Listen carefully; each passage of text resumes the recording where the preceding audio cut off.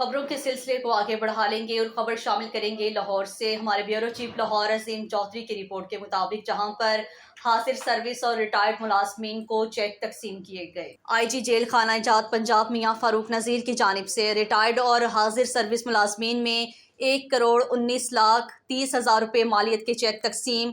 Punjab prisons foundation के जरिए शादी, ग्रैंड, फौतगी, ग्रैंड और बच्चों की तालीम के लिए स्कॉलरशिप की मद में 108 रिटायर्ड और हाजिर सर्विस मुलाजमीन में चेक तकसीम किए गए हैं।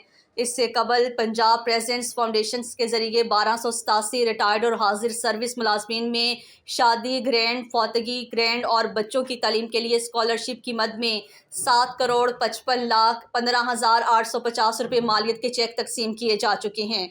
पंजाब प्रेजेंस फाउंडेशन की आइंदा मीटिंग में 236 रिटायर्ड और हाजिर सर्विस मुलाजमीन को ग्रैंड देने के हवाले से केसेस को ज़ेर गौर लाया जाएगा।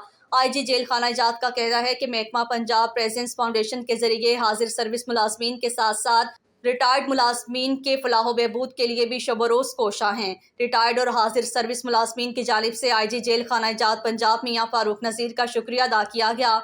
इस मौका पर DIG headquarter Mian Salik Jalal, DIG inspection Qazi Mohammad Aslam और director Punjab prisons foundation Mohammad Kashif Rana भी मौजूद थे।